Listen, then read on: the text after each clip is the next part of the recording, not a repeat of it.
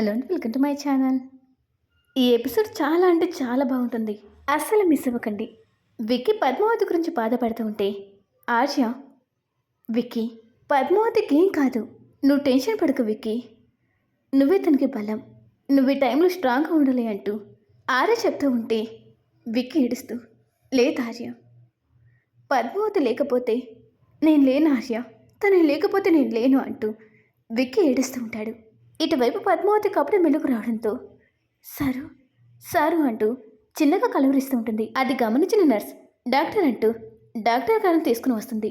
ఆ డాక్టర్ కూడా పద్మావతిని చూసి, పద్మావతి ఇప్పుడు నీకు ఎలా ఉందమ్మా అంటే పద్మావతి చిన్నగా, నేను బాగానే ఉన్నాను డాక్టర్, మా ఆయన ఎక్కడ, నేను ఆయన చూడాలి అంటుంది. ఆ మాట డాక్టర్, సిస్టర్ పద్మావతి సృహ వచ్చిందని వాళ్ళ హస్బెండ్కి చెప్పు అంటే తను కూడా వెళ్తుంది. నర్సు విక్కీ ఎక్కడున్నాడని చూస్తూ ఉంటే విక్కీ ఒక చోట నిలబడి బాధపడుతుంటాడు. అప్పుడే ఆవిడ అక్కడికి వచ్చి, సార్ పద్మావతి గారికి సృహ వచ్చింది, ఆవిడ కలవరిస్తుంది, మిమ్మల్ని చూడాలంటుంది అంటే ఆ మాటకు విక్కీ చాలా సంతోషంగా, నిజమా పద్మావతికి సృహ వచ్చిందా? విక్కీ ఇలా చాలా సంతోషంగా పద్మావతిని రూమ్ దగ్గర పరిగెత్తుని వస్తాడు. అప్పుడే పద్మావతి కూడా చిన్నగా డాక్టర్ గారి సహాయంతో బెడ్ మీద కూర్చుంటుంది. అప్పుడే విక్కీ వచ్చి రూమ్ డోర్ ఓపెన్ చేస్తాడు. అంతే, విక్కీ పద్మావతి ఒకరినొకరు చూసుకుంటూ అలానే బొమ్మలు నిలబడిపోతారు. ఈ సీన్ చూడండి, నాకైతే అక్కడ ఏడుపు వస్తుంది, సంతోషం వస్తుంది, అంత బాగుంటుంది సీను.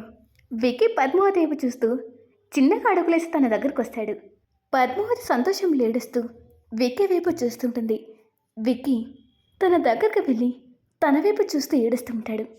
అప్పుడు పద్మావతి సరు అంటూ బెడ్ మీద నుంచి కిందకి దిగాలని ట్రై చేస్తూ ఉంటే విక్కీ కోపంగా, అసలు బుద్ధుందా, రోడ్డు మీద వచ్చేటప్పుడు అటు ఇటు చూసుకొని రావాలి కదా, నీకేమవుతుందో ఏమో అని ఎంత టెన్షన్ పడ్డారని తెలుసా, నా టైం బాగుంది కాబట్టి నువ్విలా అంటూ కోపంగా మొహం తిప్పుకుంటాడు. అప్పుడు పద్మావతి, లేకపోతే చచ్చిపోయేదన్నా అని అంటుంది. ఆ మాటకు విక్కీ పద్మావతి అంటూ తన దగ్గరకు వచ్చి నోటి చేయి అడ్డు పెడతాడు. దాంతో పద్మావతి విక్కీ చేతిని తన గుండెల దగ్గర చేర్చుకొని, నేను మిమ్మల్ని ఒంటరి చేసి వెళ్ళిపోతాని భయపడ్డారా అంటే విక్కీ కోపంగా, పడక నువ్వు కదలకుండా మెదలకుండా 2 రోజుల నుంచి ఇలా ఐసీలో ఉంటే ఎంత టెన్షన్ పడ్డానో నాకు మాత్రమే తెలుసు. నేను ఎలా ఉన్నానో, ఏం చేస్తానో, ఏం మాట్లాడుతున్నానో నాకే అర్థం కాలేదు.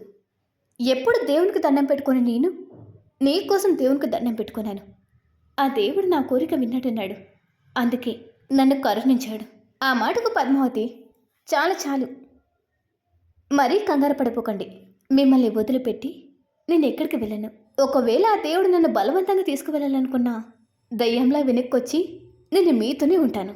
పద్మావతిలో చెప్పి నవ్వుతూ ఉంటే విక్కు కూడా నవ్వుతూ, చచ్చి దయ్యమైతావా, కొట్టానంటే అంటూ పద్మావతి మీదకి వెళ్తూ ఉంటే పద్మావతి విక్కి చెంది పెట్టుకొని, సరు నేను ఇలా ఉన్నా మీకు నా మీద ఏమాత్రం కోపం తగ్గలేదా?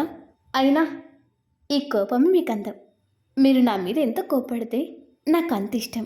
ఆ మాటకు విక్కీ, అంటే నేను నీ మీద కోపాడాలా చెప్పు, కోపాడాలా అంటూ పద్మావతి మీదకి వస్తూ ఉంటే పద్మావతి, ఇందుకే కదా మిమ్మల్ని టెంపరుడు అనేది, ఇప్పుడు మీరు చూపించే కోపంలో కూడా మీకు నా మీద ప్రేమే కనిపిస్తుంది అంటూ పద్మావతి నవ్వుతుంటే విక్కీ దండం పెడుతూ, ఆపు తల్లి, ఇక నీ ఓవర్ యాక్షన్ ఆపు, చూడలేకపోతున్నాం, నీకేమవుతుందో ఏమో అని అందరు నీ గురించి టెన్షన్ పడుతున్నారు, నేను వెళ్ళి వాళ్ళకు ఫోన్ చేసేస్తా అంటూ విక్కీ అక్కడి నుంచి బయటకు వెళ్తాడు. పద్మావతి విక్కీ వెళ్తున్న వైపు చూస్తూ, పర్లేదు, టెంపరుడికి నా మీద చాలానే ప్రేమ ఉంది, నాకేమవుతుందో ఏమో అని చాలా భయపడిపోయినట్టున్నారు. అందరూ అంటారు కదా, ఏం జరిగినా మన మంచి కోసమే అని. నాకు ఇలా అవ్వడం ఆయనకు నా మీద ఉన్న ప్రేమను అర్థం చేసుకోవడానికి ఉపయోగపడింది. సరు, ఐ లవ్ యూ పద్మావతిలో చెప్తూ సిగ్గుపడుతుంటుంది. ఇటు యశోధర ఫోన్ చేసి రూమ్లోకి వస్తూ ఆశయను కూడా తీసుకుని వస్తాడు. ఆశయ పద్మావతిని చూడగానే, పద్మావతి ఇప్పుడు నీకు ఎలా ఉంది, నువ్వు బాగానే ఉన్నావు కదా అంటే పద్మావతి నవ్వుతూ, నేను బాగానే ఉన్నాను బావగారు, మీరు నా గురించిగా టెన్షన్ పడకండి అంటూ పద్మావతి నవ్వుతూ చెప్తూ ఉంటే ఆశయ కూడా నవ్వుతూ తన వైపు చూస్తూ ఉంటాడు. అలా కాసేపటికే ఫ్యామిలీ మెంబర్స్ కూడా వస్తారు. అను పద్మావతిని చూడగానే అమ్మీ అంటూ తన దగ్గరకు వచ్చి, హగ్ చేసుకుని ఏడుస్తుంటుంది. పద్మావతి, అక్క, నాకేం కాలేదు కదా, ఎందుకు ఇలా ఏడుస్తున్నావు అంటే, అను ఏడుస్తూ, నా ప్రాణమే నువ్వమ్మి, నీకేదైతే నేను తట్టుకోలేను, నీకేమైనా అవుతుందేమని నేనెంత భయపడానో తెలుసా? అయినా నీకేం తెలుసులే, ఇలా కదలకుండా బెడ్ మీద పడుకుంటే నేనెంత ఏడ్చానో అంటూ అను ఏడుస్తూ ఉంటే, పద్మావతి, అక్క, నన్ను చూడు, మిమ్మల్ని అందరినీ వదిలేసి నేను ఎక్కడికి వెళ్తానక్క, నువ్వు ఏడవకు, నువ్వు ఏడిస్తే నాకు కూడా ఏడిపోతుంది, పద్మావతిని చెప్తూ అను కన్నులు తుడుస్తుంది. అప్పుడే పార్వతి కూడా అక్కడికి వస్తూ అమ్మీ అంటూ పద్మావతి నాకు చేసుకుని ఏడుస్తుంది. పద్మావతి వాళ్ళ నాన్న చూస్తూ నాయన అంటూ ఆయన చేయి పట్టుకుని ఏడుస్తూ ఉంటుంది. భక్త పద్మావతి తలపై చేసి నిమురుతూ, భయపడిపోయాను తల్లి, నువ్వెక్కడ దూరం అవుతాయేమో అని అంటూ ఆయన ఏడుస్తూ ఉంటే, పద్మావతి నవ్వుతూ, మిమ్మల్ని అంత తొందరగా వదిలేసి ఎలా వెళ్తాను నాయన, మీతో ఇంకా చాలా రోజులు గడపాలి, నిజమే కదా అమ్మా అంటూ పార్వతి వైపు చూస్తూ ఉంటే, పార్వతి కూడా సంతోషంలో ఏడుస్తూ ఉంటుంది. నారాయణ కూడా పద్మావతి దగ్గరకు వచ్చి, పద్మావతి, ఇప్పుడు నువ్వు బాగానే ఉన్నావు కదమ్మా, నీ చేతికి కాఫీ తాక 2 రోజులైంది, మనం ఇంటికి ఎప్పుడు వెళ్తామమ్మా అంటూ అందరినీ నవ్వించేలా నారాయణ మాట్లాడుతూ ఉంటే, ఆ మాటలకు అందరూ నవ్వుతూ ఉంటారు. అలా కాసేపటికి నర్స్ అక్కడికి వచ్చి, మీరంతా కాస్త బయటికి వెళ్తారా, పేషెంట్కి ఇంజెక్షన్ ఇవ్వాలి, తను ఇంకా కొద్ది రోజులు హాస్పిటల్లోనే ఉండాల్సి వస్తుంది అంటే, ఆ మాటకు అందరూ సరే అన్నట్టుగా బయటకు వెళ్తారు. విక్కీ మాత్రమే అక్కడ నిలబడి ఉంటాడు. విక్కీ పద్మావతి చేపట్టుకొని, ఇప్పుడు నీకు ఎలా ఉంది, నువ్వు బాగానే ఉన్నావు కదా అంటే, పద్మావతి నవ్వుతూ, నాకేమైంది సారు, నేను బ్రహ్మాండంగా ఉన్నాను, మనం ఎప్పుడు ఇంటికి వెళ్తాము అంటే, ఆ మాటకు విక్కీ, ఇంకా కొద్ది రోజులు ఇక్కడే ఉండాలి పద్మావతి, నీ హెల్త్ అంతా సరైపోయిన తర్వాతే మనం ఇంటికి వెళ్తాం. ఆ మాటకు పద్మావతి, నేను ఇప్పుడు బాగానే ఉన్నాను చెప్తున్నాను కదా సరు, హాస్పిటల్ ఉండడం నా వల్ల కాదు, ప్లీజ్ సరు, మనం మన ఇంటికి వెళ్ళిపోదాము అంటే, ఆ మాటకు విక్కీ, చెప్తే ఎందుకు అర్థం చేసుకోవడం లేదు, నీ హెల్త్ చూసుకోవాలి కదా, నీకేమైనా అయితే నేను తట్టుకోలేను పద్మావతి, నువ్వు లేకపోతే నేను లేను, నీ కోసం కాకపోయినా నా కోసమైనా నీ హెల్త్ అంతా సరైపోయేంత వరకు హాస్పిటల్లోనే ఉండాలి అంటాడు. ఆ మాటకు పద్మావతి విక్కీ కళ్ళ వైపు చూస్తూ ఉండిపోతుంది. విక్కీ తను ఏం చెప్పాడు, పద్మావతి ఎందుకు అలా చూస్తుందో అర్థం చేసుకుని, అది ఎక్కువగా ఆలోచించకు, నువ్వు కాసేపు రెస్ట్ తీసుకో, మన తర్వాత మాట్లాడుకుందాము అంటూ విక్కీ అక్కడి నుంచి వెళ్తూ ఉంటే, పద్మావతి నవ్వుతూ విక్కీ వైపు చూస్తుంటుంది. అప్పుడే నర్స్ కూడా పద్మావతికి ఇంజెక్షన్ ఇచ్చి, మీరు కాసేపు రెస్ట్ తీసుకోండి అంటూ తను బయటికి వెళ్ళిపోతుంది.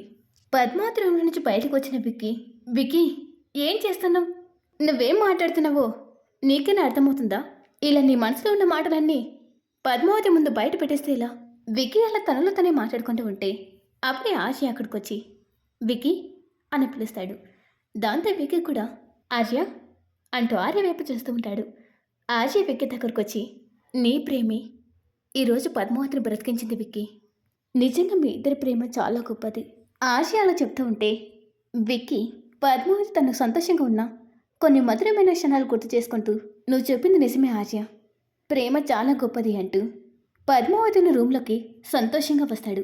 పద్మావతి పడుకుని ఉండడంతో విక్కీ పద్మావతి బెడ్ దగ్గరే ఉన్న చైర్లో కూర్చుని తన వైపు చూస్తూ, తప్పు చేశాను పద్మావతి, ఇన్ని రోజులు నీకు దూరంగా ఉంటూ చాలా పెద్ద తప్పు చేశాను, ఇక తప్పు చేయను, ఇన్ని రోజులు నీ మీద నాకు ప్రేమ ఉన్నా ఎప్పుడు సరిగ్గా నా ప్రేమను నీకు చూపించలేదు, కోపం వచ్చినప్పుడల్లా నువ్వు నా భార్యవు కాదంటూ నేనెంతో బాధ పెట్టాను, కానీ ఇప్పుడు ఇన్ని రోజులుగా నా మనసులో దాచుకున్న మాటను చెప్తున్నాను పద్మావతి, నిన్ను నా భార్యగా నా జీవితంలోకి పూర్తిగా ఆహ్వానిస్తున్నాను పద్మావతి, ఇప్పటి వరకు నేను బాధ పెట్టినందుకు నన్ను క్షమించు పద్మావతి.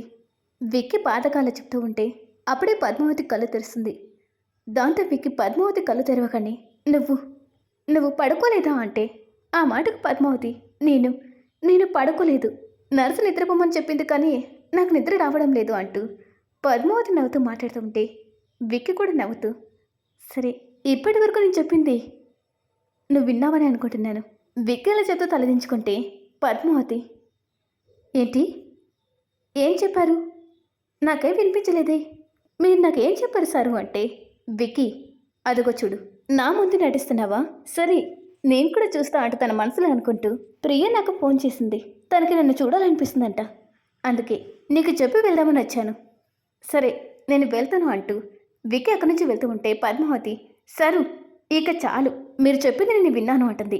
ఆ మాటకు విక్కీ, అవునా అన్నట్టుగా పద్మావతికి ఎదురం కోసి నిలబడతాడు. పద్మావతి సిగ్గుపడుతూ తలదించుకుని, విన్నాను. ఎన్ని రోజులుగా ఏ మాటలైతే మీ నుంచి వినాలనుకున్నాను అవే విన్నాను. పద్మావతిలో ప్రేమగా చెప్తూ ఉంటే విక్కీ తన వైపు చూస్తూ ఉంటాడు. దీని తర్వాత ఏం జరగబోతుందో మనం రేపటి వీడియోలో చెప్పుకుందాం. ఇక నా ఎక్స్ప్లెనేషన్ మీకు నచ్చినట్లయితే ఈ వీడియోకి లైక్ చేసి ఛానల్ సబ్స్క్రైబ్ చేసుకోండి.